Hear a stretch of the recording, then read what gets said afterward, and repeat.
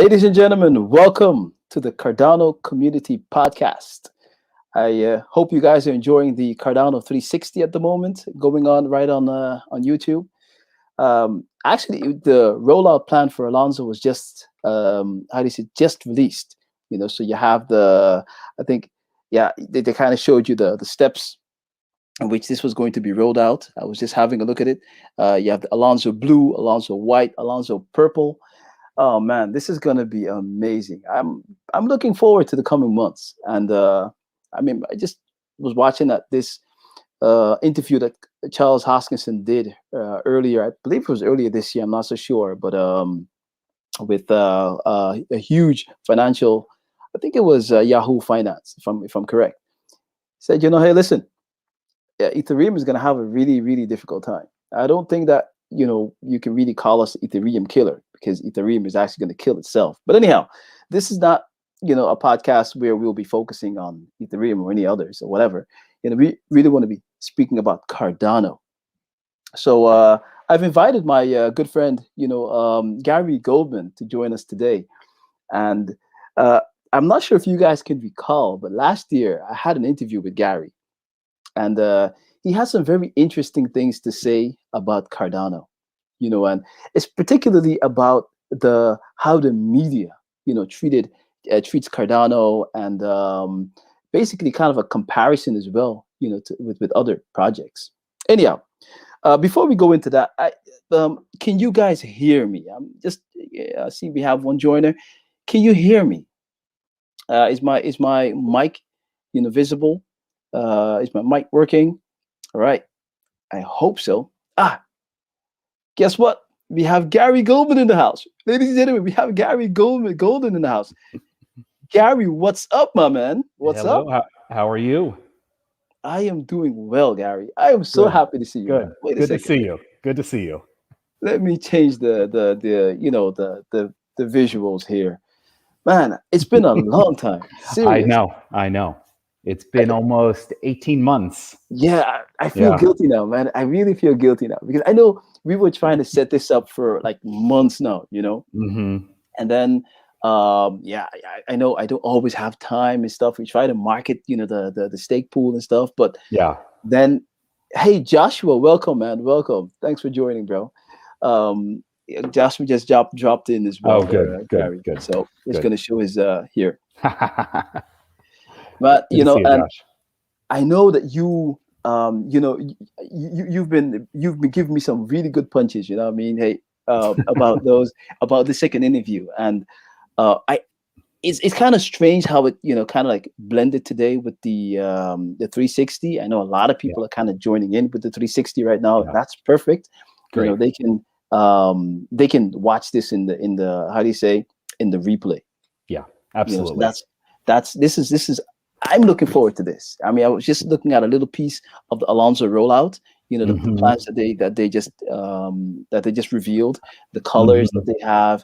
I think beginning with the blue, white, purple, and they showed you the whole plan. Oh man, I was just saying that I'm looking forward for the coming few months, Garry. Yeah. I all I can think about is May 2022. Tell me what's up. Well, I want to see. I don't want to. I want to manage my own expectations.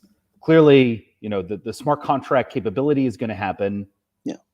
Soon enough. I don't care. The date slips. That's okay. It's going to happen this year. Mm-hmm. But then we're going to need another 6 months to get projects on and get the adoption driving. So I want to look at this as like a year from now.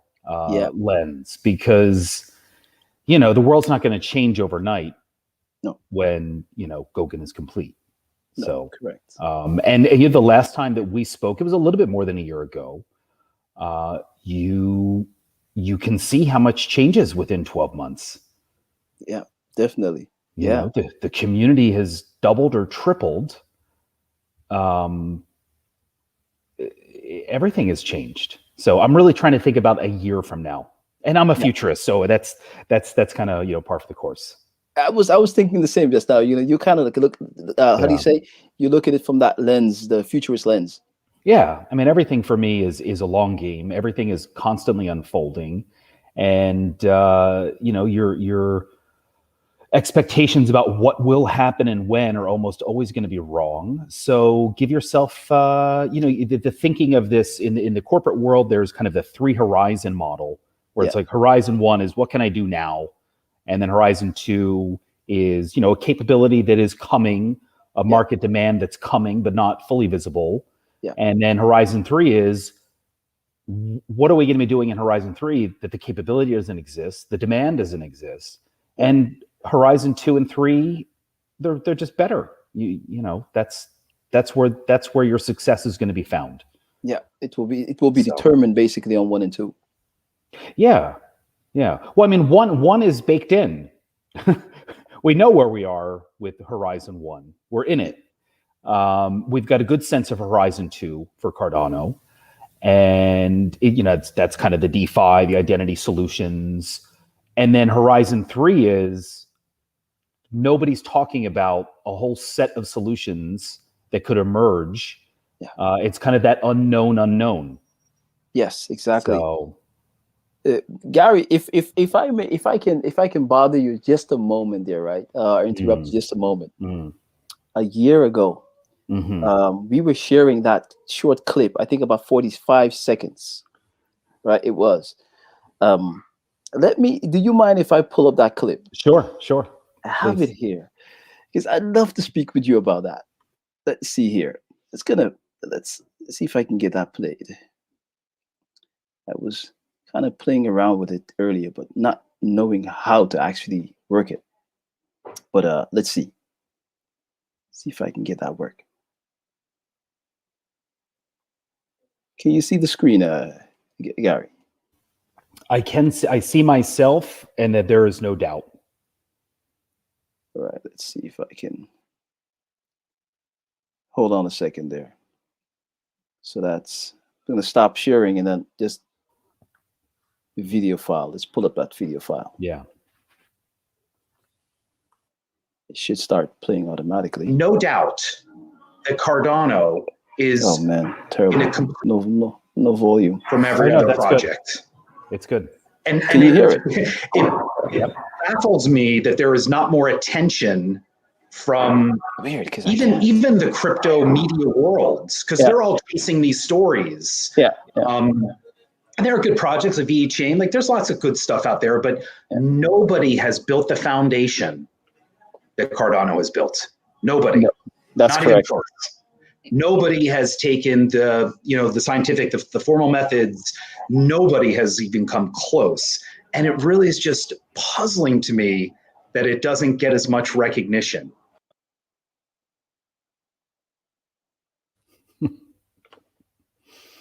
That was it, right? That was it. Okay. Still true. Man, so you said a few things in there. That's kind of like in the let's say heading towards this day, this moment. We said we're going to talk about the media and particularly, hey, what has changed? Because clearly a year and a half ago, Cardano was not interested to the media. The media would cover everything Ethereum, but Cardano, hell no. Yeah. And so, what has changed in the year? What are your observations? Well, I want to say not much. I mean, there are two lenses here. One is just the quality, like the actual coverage, that it's fair, that it accurately represents both the present and the future and the roadmap of Cardano. And then there's just quantity. And I would say that there has been some progress in the quantity of coverage coming from more like the YouTube world, but those guys are mostly about pumping coins. But not much has changed in terms of let's say like the mainstream crypto media world. I am still just shocked that this straw man argument of where are the smart contracts is the frame and the lens that works. right? Yeah. So for me, it's like we need to recognize that it's not likely to change. We're not likely to get a fair shake from, I won't name any of the brands, but we all know who they are. Yeah. And we need to reframe that narrative, right? Because we can't get caught in the truthful statement there aren't smart contracts. We need to reframe it. And then I think the third thing is we need to make our bubble bigger, right? We need to make the Cardano focused media bubble of quality reporting, not just the coin stuff, the price stuff. We need to make that bubble bigger because everyone is in a bubble. So let's stop pretending like, the CoinX brands of the world are going to change. They're not.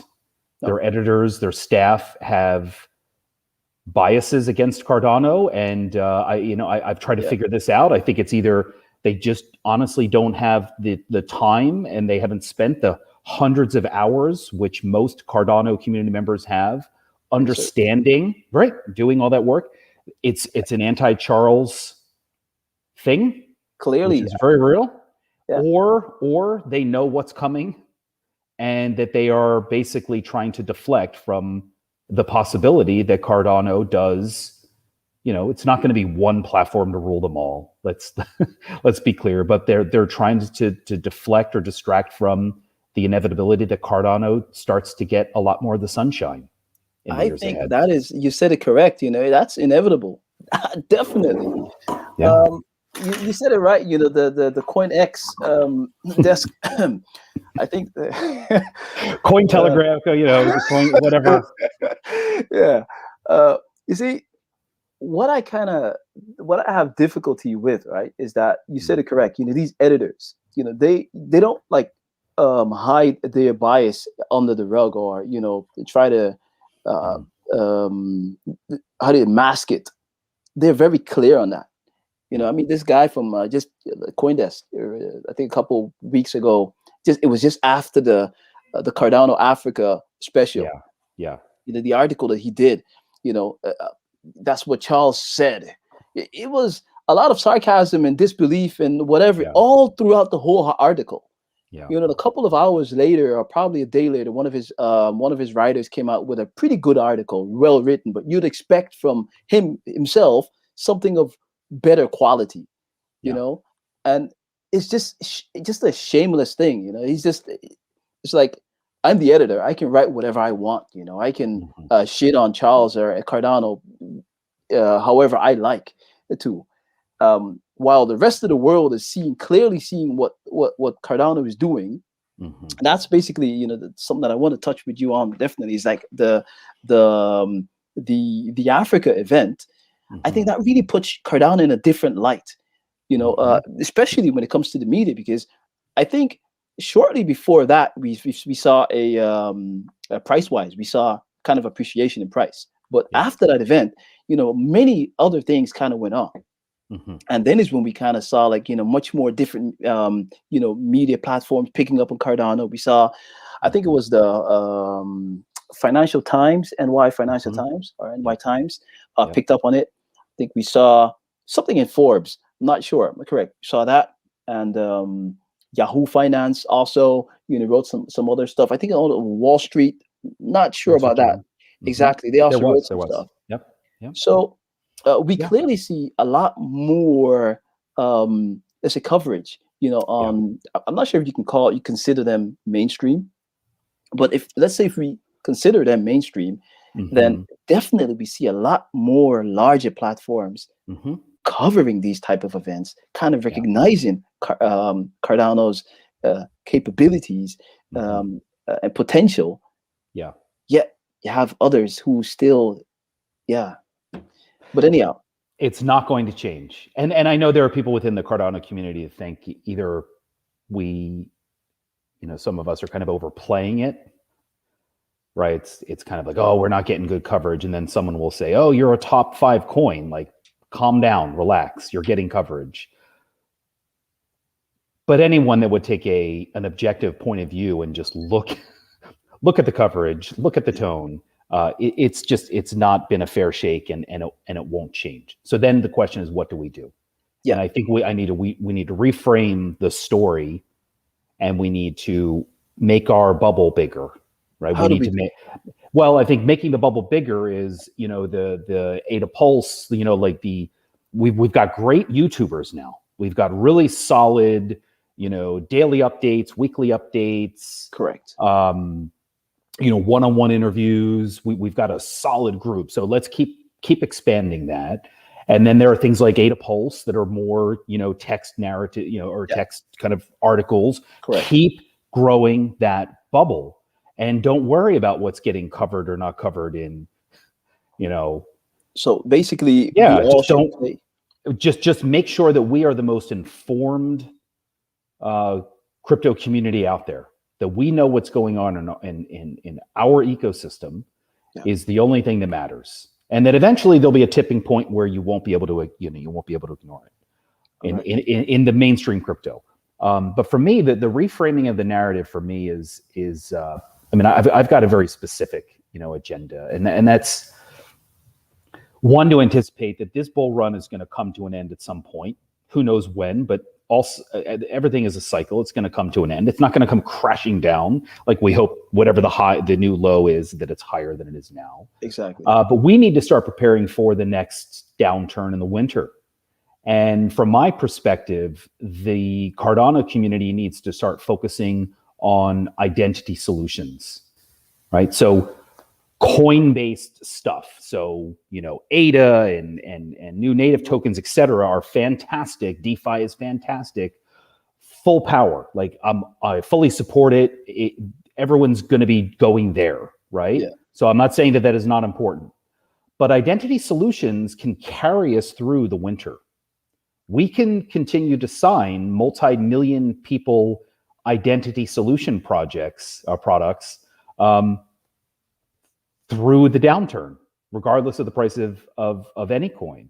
So for me, it's all about starting to talk about economic identity and identity wallets that Cardano is bringing to the market, and growing adoption, right? We are the only chain out there that is trying to grow adoption around identity-based solutions. So that, for me, that's the shift. You're not going to win the DeFi narrative, right? Ethereum's they've got that one. Binance, it's you're not going to win that story. So, focus on identity. So, focusing on identity, we have clearly, the during the Cardano Africa special, we had the announcement of the Ethiopian government deal. Mm-hmm. Bringing in, I think it was about 5 million students. Mm-hmm. Giving them a basically a blockchain identity, or identity on the blockchain. Yeah. And so, how do you see that? How should we use that or how can we use that to grow our bubble? Yeah. So there are maybe just set the table here. I think there are two angles identity. One is identity solutions like an identity wallet, mm-hmm. which the Ethiopia education project is one to focus on. And then the second after that, let's talk about World Mobile and this notion that Cardano, right, through Prism, right, and this is there's going to be a proprietary system spun out, so get ready, folks. But that did capability within the World Mobile world is Cardano dependent. So those are two separate types of solutions, right? One's kind of, let's say it's like a classic identity wallet, and then the other is identity solutions for enterprise business transactions. So let's just talk about the Ethiopia deal. So, what we're talking about in this case is an identity stack, a wallet where individuals can have, their attendance, their grades, their degrees, their credentials, et cetera, in this identity wallet. Yeah. And from my perspective as a futurist, I understand that, the world of the workplace is changing, right? Within the next decade, the next 10 to 15 years, AI will start to creep into all workflows, right? Human intelligence that is used in service and knowledge economy type environments is going to have an AI layer. There's going to be an AI assistant that's going to be prompting you, double checking your data. It's going to be presenting options. It's going to generate, potential scenarios. We're going to begin working with AI agents in the next 15 years. And the number one thing that is important to working with AI agents is having data sets of our learning and our workflows that are able to feed into the AI systems. Yeah. So we are going to see in the next few years workflow data, right? How I use certain tools, what I do, what I did in the workplace. Yeah. That data, that activity data, is going to become a digital asset of every employee. So I look at the Ethiopian Ministry of Education identity wallet, which is going to be education.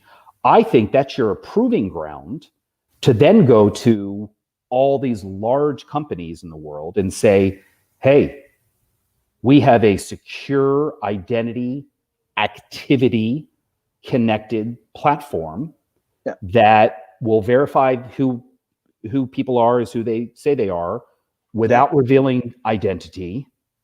It will give control of who can access that workflow activity data to the individual. That's the prize for me. It's the Ministry of Education is an excellent use case, and it's also a proving ground for enterprise workflow activity data. That's the bigger prize. That's the bigger. So we start basically. Does that make sense? Here. Yes, it does. So, So we start here, and then eventually we go for the bigger fishes. That's basically what it is. Yeah. You don't today in the workplace, when you do things, you're clicking stuff, those activities are not really captured. No. They may be with proprietary captured inside of that vendor's platform. But we don't think of workflow data as an asset or something that we need to link to our identity. And we will. Why not? Why don't we actually gather that data? Not yet. Part of it is that there aren't specifications, and there is a specification out there now called Experience API. So that you need universal specification. Okay. I did this kind of actor, verb, noun type thing, and people there's no value, right? There's no value in it, but in the world of AI, there is. Exactly. So they haven't seen the value of it yet. What was the value of sharing an article in broadcast media? Right? In the broadcast media era, before social media era, there was no perceived value of anybody wanting to like or share your content. Yeah, and then in the social media era, liking something and sharing something became valuable. And in a non-AI work environment, workflow data is invaluable. In an AI augmented work environment, data is valuable. So it's just about seeing that next era. I can see how how Singularity Net can come in. Can come in pretty handy when it comes to kind of accelerating this. That's my theory. That's interesting. My theory. Yeah. Garry, I know your time is limited, right? And I said we'll try to see if we can keep this between 30 and 40 minutes. Yep. But oh wow, that's interesting. I'm speaking with you while I just got a block. Anyhow. Oh, there we go. Not interested. Not interested. That's good. Which benefits me. Exactly. The thing is, right? I know that the input output, they employ some of the best and brightest people within all different fields. It's a professional fields. Mm-hmm. From let's say from programmers to academics, people in the financial fields, etc. Mm-hmm. I haven't heard anyone within that ranks as a futurist, because clearly you guys have look at things from a different angle, and I'm not saying that the others can't or don't, but I do believe that someone with your credentials and your experience and your skills can be of lots of great value to the team. Yeah, I mean, that's why I'm here. Have you ever considered? Have you ever considered? Yeah. So my you know, to put my half-baked idea out, you know, into the Cardano world is, so I am a futurist, right? I work with large corporations to help them navigate market transitions. But then I also, just before COVID, started a business called Into the Future. So this is a community learning space where we teach young people how to anticipate and lead change. So imagine like a 15, 16-year-old will come in and they'll learn about the future of fashion, the future of food, the future of gaming, the future of healthcare. And I want to create module courses about the future for the students in Ethiopia that are onboarding into the identity wallet world. So this project in Ethiopia is going to take years to unfold, folks. We're not going to have 5 million students onboarded this year, right? Again, the Cardano community is really challenged sometimes on managing expectations. Something's going to go wrong. Like there's going to be a hiccup. Something's going to go wrong. So you got to look at, like, we want to have those 5 million onboarded in the next 3 years. So what I want to do is I want to work with folks on the ground in Ethiopia and say, hey, you know, you're a young person, you just signed up, you've got this, you know, identity wallet. Yeah. Let's talk about the future. So I want to I actually want to create courses. So the question is, who's going to prepare those youngsters, you know, for what's coming? That's the question. It's not really happening in schools. No. And you know, that's why I started this business. I know. I remember you told me this last year. I shifted offices. I've got a whole new space now, and been paying rent during COVID. Hold on. So I remember you mentioned also something about TikTok. Is that still in the pipeline? So I have a course on the future of TikTok. So all of this has all just been delayed because of COVID, but in the fall, we're going to resume those courses on. So the course is a future of TikTok, the future of creative careers. So you're a creative type. What's the future of creative careers? And then the future of computer vision. So what happens when, you know, cars can see the world and like computer vision becomes, you know, commonplace. And then an entrepreneur's club. So just an all-purpose. So those are going to be the 4 courses. And I would love, and really we're going to start focusing locally here in Brooklyn and then scale digitally to anybody in the world.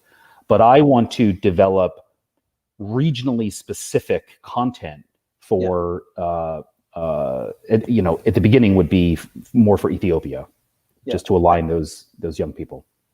I love this, man. Yeah. Seriously, Garry, you're this is like there's this kind of like a man to my heart, you know, biblical phrase, right? But honestly speaking, I really do love this. I've never, I mean, we're hearing a lot of stuff, you know, we're kind of like focusing blindly on, okay, this is what IOG is doing. This is what Cardano is doing, right? But it's like this back in the days, you know, we had this phrase where you say, hey, as not what, you know, what Cardano can do for you, what you can do for Cardano. Absolutely. And this is the story. And that's it. This is it. So, I mean, for me, it's first, you know, let's just focus here on that Pan-African story. I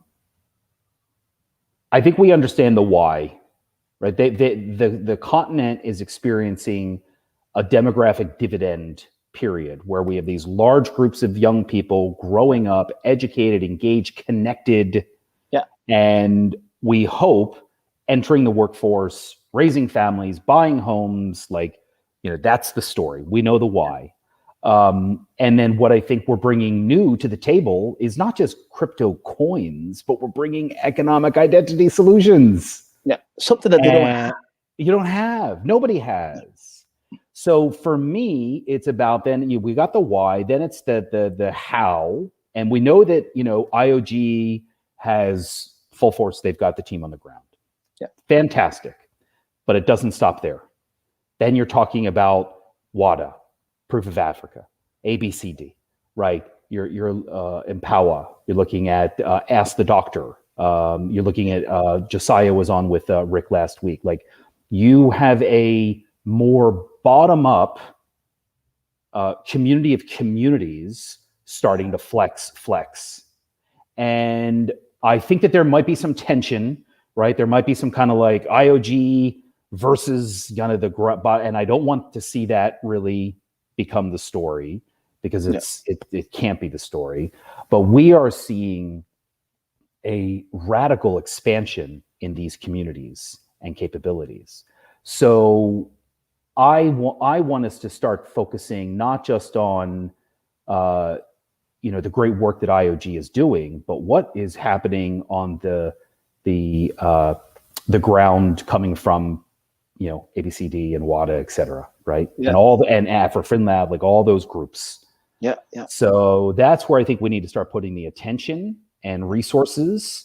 And I think that one of the things I think that those groups will be doing, one is establishing relationships, and then I think helping to reframe blockchain and crypto. And the analog that I often use is, remember back in the 1990s with the internet, there was this assumption that the way you make money is buying the .com stocks. Yeah. We thought the money was buying the .com stock. Yeah. Versus what happened in the end years later was the wealth was created in a world that had the internet. The wealth was created on top of the internet.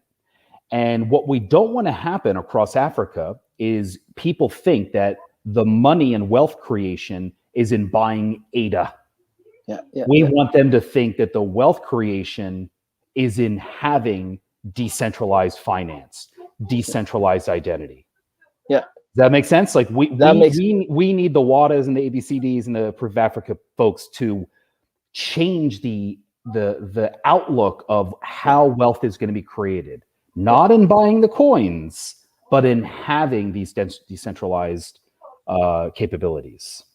I'm so sorry that Joshua actually dropped off of this. I would have liked to invite him. I would like to invite him on, but the thing is, I know you do a lot of work, in how do you say, making these teams aware, of the importance of this, right? Because how often is it that people just focus, just on, okay, hey, let's train some young people, talented people to program, right? But it's not really about teaching them to program. It's more about that mindset, changing someone's mentality, mindset, way of thinking. As you just mentioned, it's not okay. If I buy these coins, I get rich. It's really investing in something greater than that. It's investing in the future of not only you, but the future of the ones who are with you and the ones who are coming after you. Basically, your whole country. Yeah. So and that's much harder to do. But the thing is, I know it's harder to do if you're doing it on your own. But what would happen if you have Proof of Africa, kind of like, let's say, chanting the exact same thing as ABCD does, as WADA does, as every single one of those, let's say, accelerator programs within Africa. I think, and as you mentioned earlier, don't focus on what we don't have, but let's kind of focus on that, on the goal at head, at the end goal, and just continuously, day in, day out, preaching and teaching the exact same thing to people until they finally get and grasp the importance of it. I think then is where at that point I think we'll be able to say, hey, we reached our goal. And perhaps, I mean, I told, when was that? I think I told Brian and I told Sean, by the way, Sean Alamos, that we might not see this in our lifetime happen. Sure. There's a possibility that, hey, in about maybe 40, 50 years from now, hopefully before, there'll be visible changes, right? But hopefully, but that's something to look forward to. in the future, but at least those stones are being now, laid. Those important stones. Absolutely. The models of change that we see in the world, they're generally two. One is like they call it the Manhattan Project or Apollo program. Yeah. So I want to put people on the moon in 10 years. Yeah. Bounded time horizon, fixed resources, single goal.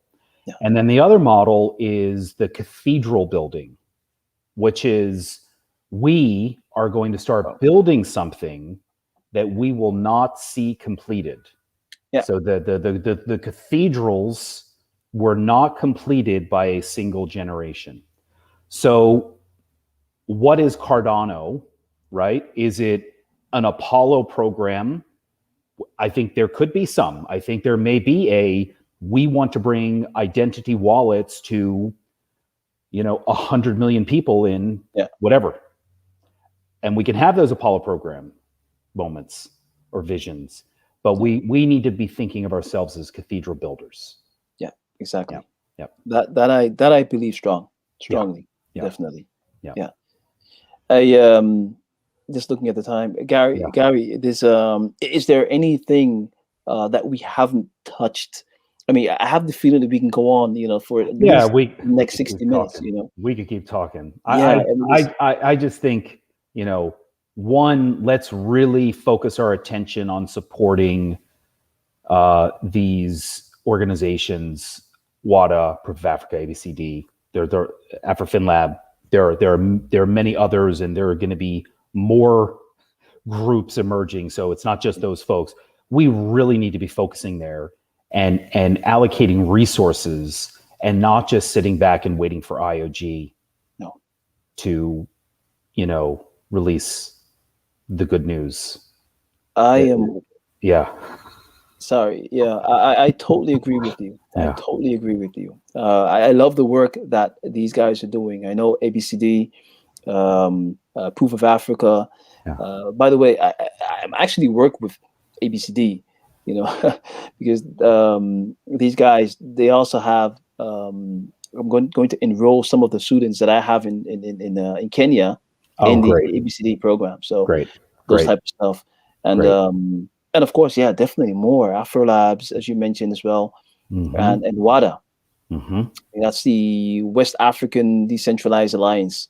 Correct. You're right. Yep. So, and they have a vision that it's not just West Africa. There's a much bigger vision there that will reveal itself over time. But it's we need to resource the bottom up. Yeah, I love what John O'Connor's doing. All that stuff is absolutely critical, essential. But the spirit and the success of Cardano is through the bottom up efforts. Correct. I agree with you. Amen, man. Wow. Cool. All right. This is amazing. Thanks a lot, man. Thanks for coming on. Well, it's I know it's been longly awaited, chat between us, and I love this, man, Garry. I really do love this. And I remember you mentioned to me earlier that, hey, let's try and make this like an annual thing. And now we kind of like unfortunately a year and a half later. But please, man, I would definitely love, as you mentioned way early in the in our chat, next year May, you'd love to see, hey, where are we? What have become of all of this effort, and where we are in phase 1, phase 2, we're heading to, and then we have phase 3. So what's going to happen in the next 12 months? Let's catch back in the next 12 months. Let's see what all of these groups, all of these community efforts have actually brought to fruition. That would be amazing, and I think a lot of people will be looking forward to this. One other thing I'll definitely be looking forward to, Garry, that is hearing you probably taking on some board position as well, be it on WADA if you haven't yet, and or maybe Cardano Foundation or IOG as a futurist, or a strategist or something like that. You clearly have a good vision. All things will happen over time. So, but I am here to stay. I am, Cardano focused. I've got other projects and efforts that I support and am interested in. But this for me is the momentum, the inevitability is just so great to watch. Yeah. I mean, I remember I'm a July 2017 guy. I remember the original. Yeah, I'm the original press release. Oh wow.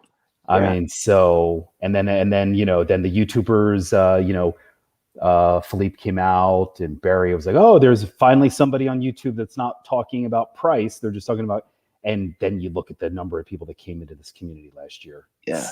Staggering. The past year, I've seen that growth. Staggering. Yeah. I mean, I've been here since 2018, but yes, I have seen that growth too as well. Noticeable, definitely. Yeah. So, well, look, good to talk with you. Likewise, Gary. Likewise. Thanks a lot. Sounds good. For the listeners, if you guys tune in, give Garry Golden, a follow. Hit that follow button here on YouTube as well. We'd love your support. And of course, another way of supporting us is delegate. Delegate to our stake pool, WEQNT. That's we're a dedicated Cardano stake pool. We don't focus on the, let's say, the well established. We focus on the less fortunate people, and just basic stuff as lighting your homes, something that we all do have. Lots of people within, let's say, poor communities in Africa does not have that. And and we're also working on a project, water wells. So that's basically we're planning on drilling multiple water wells across Africa, and we do need your support for that as well. So please, we definitely could do with your support. Stake pool WEQNT. You can seek us on Yoroi or Daedalus. Thank you, Gary. You're my man. Take care. Thanks.